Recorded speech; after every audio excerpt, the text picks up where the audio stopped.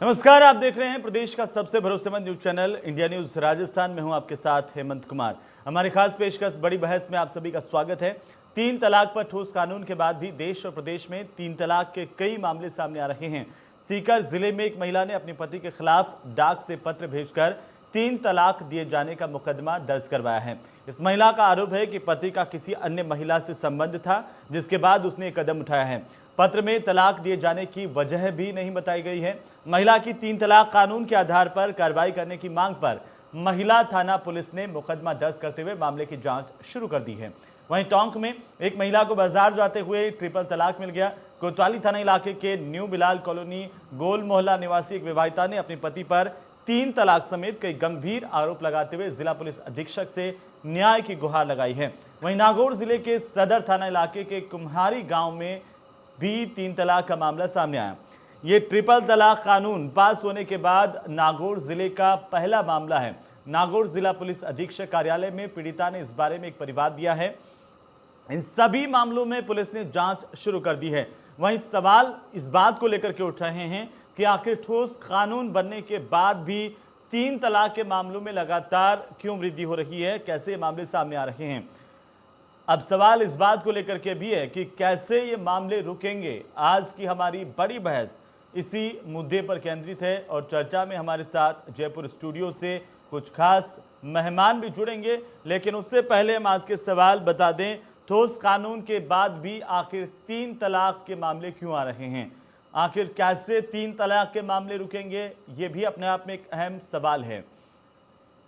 तो आखिर कब जागरूक होगा मुस्लिम समाज, इसके पीछे की वजह क्या है, इसी को लेकर के आज हम बात करने वाले हैं। आपको बता दें कि लगातार आज जो खबरें आई हैं उसमें 3 तलाक के मामलों को लेकर के अलग अलग जगहों से कुछ मामले सामने आए हैं। वो सवाल ये उठा रहे हैं कि आखिर कानून बन गया, उसके बावजूद भी इस तरह के मामलों में इजाफा क्यों हो रहा है।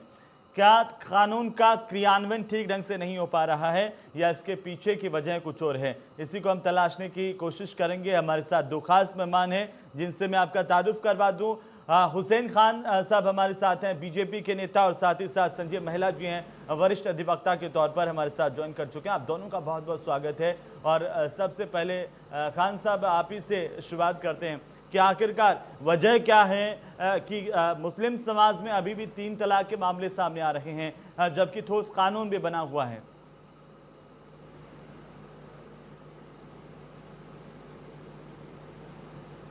आपको नमस्कार।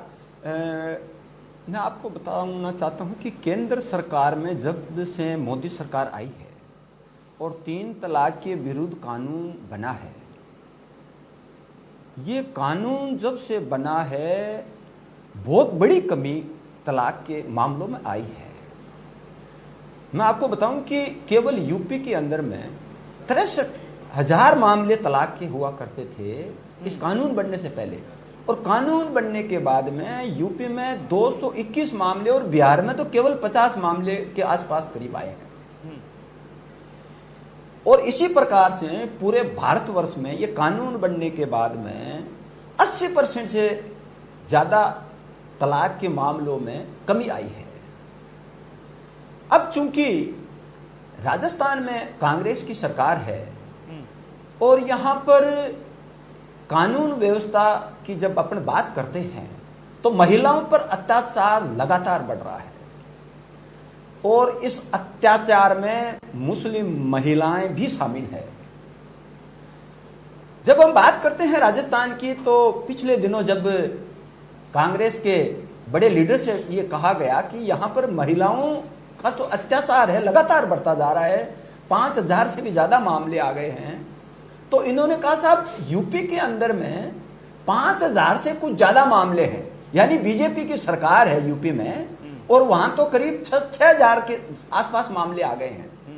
लेकिन उनकी गणित कमजोर इसलिए है कि यूपी में 21 करोड़ की जनसंख्या है और राजस्थान में 7 करोड़ से ज्यादा, यानी 7 गुना ज्यादा जनसंख्या वाला स्टेट, जहां पर ये 6,000 को ज्यादा बता रहे हैं, और 7 करोड़ की जनसंख्या वाला प्रदेश वहां 5,000 को ये कम बता रहे हैं।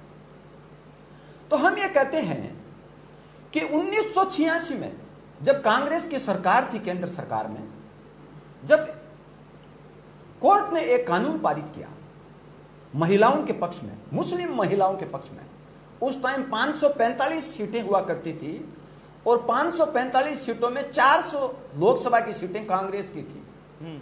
उन्होंने अपने अधिकारों का दुरुपयोग किया और महिलाओं के पक्ष में जो कानून पारित हुआ उसको उन्होंने 400 सीटें होने के कारण निष्क्रिय कर दिया।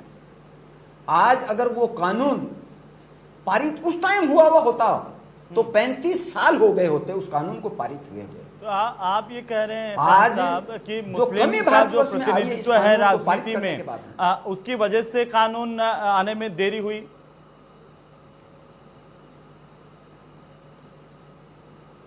मुस्लिम प्रतिनिधित्व की बात यहां नहीं है। मुस्लिम प्रतिनिधित्व तो अब बीजेपी के राज में भी कम है, लेकिन कम है आप जो हमारे कह रहे हैं लीडर है कम है या फिर उत्तर प्रदेश की वो तुलना ये करें नहीं तो देखते बिल्कुल कि खत्म सा हो गया मुस्लिम है। प्रतिनिधित्व कम है। बात यहां पर धार्मिक या जातिवाद के प्रतिनिधित्व की नहीं है। बात यह है कि जो सरकार है केंद्र में उसकी जो सोच है वो पूरे भारतवर्ष के लोगों के हित के सोचने की बात है। वो हित में सोचने की, चाहे किसी भी धर्म की होगी, जाति की होगी, प्रथा की होगी, स्टेट की होगी या किसी अन्य प्रजाति की होगी, वो भारत के प्रत्येक नागरिक के हित में सोच रखने वाली सरकार है। जो पहली बार 1 अगस्त को मुस्लिम महिला अधिकार दिवस के रूप में मनाया जाना शुरू हुआ है। कभी मुस्लिम महिलाओं ने सोचा था कि हमारे अधिकार के दिवस को भी एक दिन के रूप में मनाया जाएगा जहां पर वो अपने मौलिक अधिकारों की बात करेगी, जहां वो अपने आर्थिक अधिकारों की बात करेगी, जहां वो अपने संवैधानिक अधिकारों की बात करेगी। 1 अगस्त को अब भारतवर्ष में मुस्लिम महिला अधिकार के रूप में मनाया जाएगा और यह एक बड़ा अवसर होगा महिलाओं का जब वो बैठेगी, वो ग्रुप में बैठेगी, महिलाओं के साथ बैठेगी और अपने अधिकारों की बात करेगी। और ये कब संभव हुआ है जी। जब इस देश में सबका साथ, सबका विश्वास वाली सरकार, संजय महिला साहब, जो खान साहब कह रहे हैं, आपको क्या लगता है कि आखिरकार क्यों इस तरह के मामले नहीं रुक पा रहे हैं? क्या इसके पीछे की वजह है? कानूनी तरीकों से हम समझें तो एक कठोर कानून भी आ गया है, उसके बावजूद भी ये सिर्फ राजस्थान की बात नहीं है सर।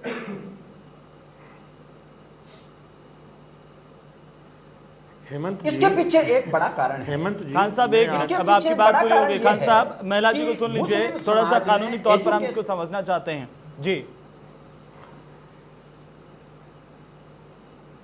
हेमंत जी, मैं इसके ऊपर प्रकाश डालूं कि अपन देश की आज़ादी के बाद से ही इस देश को काफ़ी विषम परिस्थितियों से गुजरना पड़ा। सामाजिक रूप से पिछड़ेपन की स्थिति रही, शिक्षा का अभाव रहा और साधनों का अभाव रहा। फिर कुछ समाजों के अंदर जिसमें रूढ़िवादी प्रथाओं का विशेष तौर से जोर रहा। लेकिन समय के अनुसार धीरे धीरे ये देखा गया कि मुस्लिम महिलाओं के जो अधिकार थे विवाह के बाद, उनके साथ बड़ी ज़्यादती समाज के रूप में बड़ी उभर रही थी। जैसे जरा सी बात के ऊपर भी अगर पति पत्नी में कोई डिस्प्यूट है तो 3 तलाक का एक बहुत ही सरल इन लोगों ने एक आधार बना रखा था कि महिला को जैसे कि वो एक तरह से किसी प्रकार से, जबकि संविधान के अंदर पूरे देश के अंदर सबको अधिकारों से मजबूत किया गया था।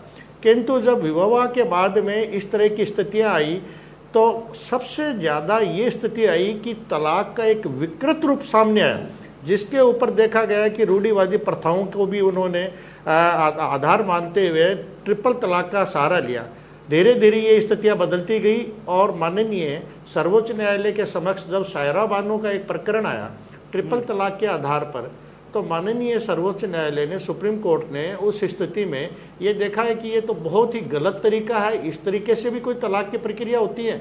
तो उन्होंने उसको एक तरह से असंवैधानिक करार दिया कि नहीं, ये जो तरीका है तलाक का ये बिल्कुल गलत है। और फिर उसके बाद में इस देश के अंदर बदलाव आते हुए मुस्लिम महिलाओं ने भी अपने विवाह के बाद के जो अधिकार थे उनकी भारी डिमांड की। डिमांड करने के बाद चलते हुए डिबेट्स हुई पूरे ऑल ओवर कंट्री के अंदर, मीडियाओं के अंदर, हर मीडिया के अंदर लगभग इन्होंने डिबेट, आप लोगों ने भी डिबेट का सहारा लिया और जो सामाजिक जन चेतना के आधार के ऊपर ये एक चेतना सी जगी। और उसके बाद में सन 2019 के अंदर मुस्लिम महिला के संबंध में शादी के बाद में उसके अधिकारों को संरक्षित करते हुए एक बिल संसद के अंदर लाया गया और उस बिल को पास करने के बाद के अंदर उसको प्रभावी 19 सितंबर 2018 से प्रभावी माना गया। उसके अंदर धारा 3 के अंदर तो ये बताया गया है कि अगर किसी ने ट्रिपल तलाक का इस कानून बिल के खिलाफ जाते हुए अगर वो इस ट्रिपल तलाक का सहारा लेता है तो दोषी माना जाएगा, वो पति या उसके परिवार के कोई और भी उसके सहयोगी है। इसके अलावा धारा 4 के अंदर इसमें एक कठोर कारावास 3 वर्ष का दंड का प्रावधान किया गया। और इसके अंदर सबसे बड़ी बात रही कि इस अपराध को संज्ञेय अपराध के रूप में मानते हुए यानी कि पुलिस को बिना वारंट के ऐसे दोषियों को गिरफ्तार करने की पावर दी और जमानत के दौरान मजिस्ट्रेट के समक्ष जब ये जमानत वो अपनी याचिका दायर करेंगे तो उसके अंदर इस बिल के अंदर ये प्रावधान किया गया कि नहीं, अकेले मुलजिम को ही नहीं सुना जाएगा, इसके अंदर पीड़िता को भी सुना जाएगा। इस बिल की खास बात ये भी रही है हेमंत जी कि उसके बच्चों को भी और उस पीड़िता को भी गुजारा भत्ते का भी दिए जाने का इसके अंदर प्रावधान किया गया। अगर बच्चे नाबालिग हैं तो उसके अंदर पहले क्या होता था, पुरुष उन बच्चों को अपने जबरदस्ती अपने प्रभाव के कारण रख लेता था, लेकिन नहीं, इस बिल के बाद के अंदर नाबालिग बच्चों की कस्टडी उस पीड़िता के पास में संरक्षित की गई। लेकिन अब धीरे धीरे क्या हुआ है हेमंत जी, ये देश है, जबकि अपन यहाँ पर जब भी कोई एक सामाजिक बदलाव आता है तो एक परिपाटी है। किसी भी पार्टी के अंदर कोई भी सामाजिक बदलाव के लिए कोई नई भूमिका, नया बिल लाया जाता है तो उसका अपोजिशन जो है वो अपना ये समझता है कि मेरे को तो विरोध करना ही है। पाकिस्तान, सऊदी अरेबिया, बांग्लादेश के अंदर तो ये कानून बहुत पहले से है, लेकिन समझ में नहीं आ रहा है कि यहाँ पर जब कोई सामाजिक बदलाव, कोई अच्छी परिपाटी या अच्छा कानून सामने आ जाता है तो उसका विरोध करना अपना लाजमी समझते हैं, ये परम कर्तव्य समझते हैं कि हमारे को इसका विरोध करना है। अब चूंकि ये कानून बन गया है तो इसका मतलब ये नहीं है कि एकदम से कानून आते ही सारे अपराध बंद हो जाएंगे, ट्रिपल तलाक बंद हो जाएगा। मर्डर केस क्या आईपीसी आने के बाद में क्या बंद है? बिल्कुल नहीं है, अपराध होते रहते हैं। लेकिन ये सामाजिक परिवेश के अंदर जिनके अंदर वो पहले काफ़ी इस तरह के अपराधों के अंदर काफ़ी बढ़ोतरी हुआ करती थी, देश के अंदर ये इस पे काफ़ी अंकुश लगा है। धीरे धीरे ज्यों ग्राम स्तर पर, हर पंचायत स्तर पर सामाजिक या विधिक चेतना शिविर लगेंगे और वहाँ के सरपंच, प्रधान, जिला प्रमुख, इनको अगर इस तरीके के कैंप लगेंगे, इस बिल के बारे में बताया जाएगा, तब जाकर ये थोड़ा सामाजिक जन चेतना के अनुसार जाएंगे, अपराधों में काफ़ी संख्या कम आएगी और अदालतों में अगर इसके अंदर सजा का ग्राफ जाएगा तो लोगों में जन चेतना भी आएगी, शिक्षा बढ़ेगी वैसे वैसे। इसलिए ये कानून है, ये प्रभावशाली है और इसके कम से कम भी 5-10 साल बाद में इसके परिणाम अच्छे आएंगे। हेमंत जी, अच्छी बात नहीं है जी। लेकिन महिला साहब, जो जिस बात का जिक्र खान साहब कर रहे थे, और खान साहब मैं आप ही से दरअसल जानना चाहता हूं कि जो महिला जी कह रहे हैं कि एक जागृति की ज़रूरत है इस पूरे मामले को लेकर, क्या मुस्लिम समाज के भीतर जो जागृति की कमी है, चाहे हम उसको सामाजिक चेतना की बात करें या महिलाओं को लेकर के राजनीतिक चेतना की बात करें, क्योंकि आप राजनीति से ताल्लुक़ रखते हैं, तो इसलिए क्या पार्टियों की भी जिम्मेदारी नहीं है कि मुस्लिम महिलाओं की राजनीतिक भागीदारी को बढ़ाया जाए? क्या इस बारे में आपकी पार्टी सोच रही है?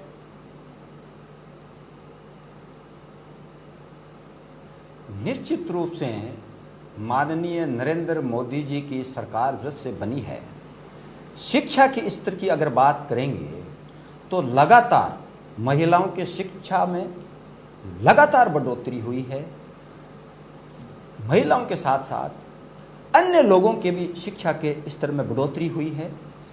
आपको मैं बताऊं कि भारतवर्ष में 42% अल्पसंख्यक समाज के लोग अशिक्षित हैं, जिसमें 48% आदमी और 37% महिलाएं ही शिक्षित है। उनको अपने मौलिक अधिकारों को जानने के लिए अपने आर्थिक अधिकारों को जानने के लिए, अपने संवैधानिक अधिकारों को जानने के लिए शिक्षित होना पड़ेगा। और पूरे भारतवर्ष में इस अभियान को, उनको जागृत करने के अभियान को भारतीय जनता पार्टी लगातार अभियान चलाती है। सभी महिलाओं के लिए तो चलाती है, लेकिन मुस्लिम महिलाओं के लिए भी अलग से चलाती है। और इस अभियान की एक मुख्य कड़ी अब 1 अगस्त को प्रत्येक साल मुस्लिम महिला अधिकार दिवस के रूप में मनाया लेकिन खान साहब, मेरा एक सवाल है कि सिर्फ अधिकार दिवस मनाना या फिर देखिए अधिकार देना, दोनों अलग अलग चीजें हैं। मैं आपसे दरअसल जानना चाहता हूं कि इन 7 साल में यह एक जागृति का एक अंग है, और इस 7 साल में देखें तो कितनी राजनीतिक भागीदारी मुस्लिम महिलाओं की बढ़ी है आपकी पार्टी में? क्योंकि हर राजनीतिक दल अगर अपनी अपनी स्थितियां बताएं, मुझे लगता है कि ज्यादा बेहतर होगा। मैं आपको बताऊं कि लगातार भारत के अंदर में जितना लंबा कांग्रेस का राज रहा, जब कांग्रेस का राज जब देश आजाद हुआ था, तो मुस्लिम अल्पसंख्यक समाज की नौकरियों में भागीदारी करीब करीब 30% हुआ करती थी। और जब इतने लंबे राज करने के बाद में लगातार कांग्रेस को वोट देने के बावजूद मुस्लिम समाज की स्थिति कहां पहुंची? 2% से भी कम नौकरियां। इसका मुख्य कारण क्या था? शिक्षा का ध्यान नहीं दिया गया। शिक्षा में मुस्लिम समाज की जो कमी रही, लगातार वो कांग्रेस सरकार के कारण रही। और जब आदमी शिक्षित होता है, महिलाएं शिक्षित होती है, तो वो अपने मौलिक अधिकार और अपने सभी अधिकारों के बारे में वो जानते हैं। उस शिक्षा की कमी के कारण वो अपने अधिकारों के बारे में नहीं जान पाए। 2011 की शिक्षा बहुत जरूरी है। और क्या महिला साहब, एक छोटा सा सवाल मेरा आपसे है कि क्या हम इसको सकारात्मक रूप से भी देख सकते हैं, जो ये मामले सामने आ रहे हैं कि कम से कम महिलाएं जागृत तो हुई हैं कि वो अपने अधिकारों को लेकर केस दर्ज करवाने के लिए पहुंच रही हैं, FIR दर्ज करवा रही है। वरना अगर शरिया कानून और मुस्लिम जो स्थितियां देख रहे थे उसके मुताबिक तो महिलाओं को थाने तक जाने का भी अधिकार नहीं दिया जा रहा था। हेमंत जी, आपने बिल्कुल सही फरमाया है। इस एक्ट के आने के बाद में, बिल के आने के बाद में, क्योंकि मुस्लिम महिलाएं पहले भी जागरूक थी और उनके अंदर ये जो परिपाटी थी पुरानी, रूढ़िवादी परिपाटी थी, जिसके अंदर उनको एक तरह से ये देखा जा रहा था कि उनके साथ में बहुत ही बुरा सलूक करके और तलाक के नाम के ऊपर उनकी ज़िंदगी को जिस तरह से बदहाल किया जा रहा था, उनमें जागरूकता बढ़ती जा रही थी, विरोध बढ़ता जा रहा था। और लेकिन अब इस कानून के बाद के अंदर इसमें कोई संदेह नहीं है कि देश के अंदर जागरूकता आई है। लेकिन मैंने थोड़ी देर पहले आपको बताया था, खान साहब ने भी जैसे कहा कि जागरूकता मुस्लिम समुदाय में सामाजिक स्तर पर इकाई लेवल से, ग्रामीण पृष्ठभूमि जो है वहाँ से लेकर और शहरी तक सामाजिक, जैसे अपने यहाँ पर या पूरे देश के अंदर हर जिले में विधिक सहायता कैंप लगते हैं सर। उसके अंदर ये अगर किसी भी सरकार चाहे तो इसको ग्रामीण लेवल के ऊपर सरपंच, प्रधान, जिला प्रमुख, हर ग्राम की जो प्रारंभिक इकाई क्षेत्र है वहाँ से इस तरीके के जन जागरूक कैंप लगाने चाहिए, उनके अंदर विधिक चेतना होनी चाहिए। और मुस्लिम महिलाओं ने इस कानून के प्रति बढ़ चढ़कर अपनी भागीदारी जताते हुए बाकायदा इस बिल का पूरी तरह से समर्थन किया। और अपने को जब वर्तमान में कहीं 2-4 ऐसी घटनाएं नज़र आ रही हैं, तो ऑन द सेम कॉन्ट्रेरी अपन ये कल्पना कर सकते हैं कि अगर ये बिल नहीं होता तो ये वैसे ही ग्राफ इसका तो वैसे ही बहुत ज़्यादा था। तो ये धीरे धीरे अगले 5-10 साल के अंदर जो शिक्षा का स्तर बढ़ेगा, सामाजिक जन चेतना बढ़ेगी, मुस्लिम महिलाएं अपने अधिकार के प्रति जागृत होंगी और इस बिल के प्रति वो ये सोच कर कि इससे हमारे को फ़ायदा है, हमारे बच्चों को फ़ायदा है और हमारे परिवार का विघटन नहीं हो रहा है, तो ऐसी स्थिति के अंदर ये एक अच्छा परिणाम भविष्य के अंदर होगा। और अदालतों के अंदर जब मुस्लिम पति जो इन अदालतों के अंदर जमानत के लिए जाएगा, जुडिशियल कस्टडी में जाएगा अपने बच्चों के, तो उनमें भी सामाजिक सोच के अंदर रूढ़िवादी प्रथा को त्यागने की उनमें प्रबल इच्छा जागृत होगी। ऐसा नहीं है कि नहीं होगी, लेकिन अब धीरे धीरे ये 2-4 कहीं ऐसी छुटपुट की घटनाएं आ रही, लेकिन समय के अनुसार उम्मीद की जानी चाहिए कि ये सामाजिक बदलाव जरूर आएगा और सामाजिक जन चेतना के अनुसार गाँवों के अंदर या शहरों के अंदर इस बिल की महत्ता को बताना होगा, और सरकार अगर अपने दृढ़ संकल्प पर है तो अपराधों में कमी आएगी। बाकी ऐसे उम्मीद की जानी चाहिए हेमंत जी। जी बिल्कुल संजय महिला जी, और मैं माफ़ी चाहता हूँ समय नहीं है। बहुत बहुत शुक्रिया हमारे साथ इस चर्चा में शामिल होने के लिए संजय महिला जी, आपका भी, और साथ ही खान साहब आपका भी। कुल मिलाकर के ये जो मामले सामने आ रहे हैं उसमें एक सकारात्मक पहलू ये तो है कि कम से कम मुस्लिम महिलाओं में इतनी जागृति तो आई है, इतना भरोसा तो आया है कि इस कानून के सहारे वे कोर्ट तक पहुंच रही हैं या थानों तक पहुंच रही हैं और अपनी बात को पहुंचा भी रही हैं। उम्मीद ये की जानी चाहिए कि इससे इस कानून के प्रभावों को, इसकी जानकारी को मुस्लिम महिलाओं तक, आम लोगों तक और ज़्यादा अच्छे तरीके से सरकारें और राजनीतिक दल पहुंचाएं, जिससे कि और ज़्यादा जागृति आए और इस 3 तलाक की कुप्रथा से हम निपट सकें। नमस्कार।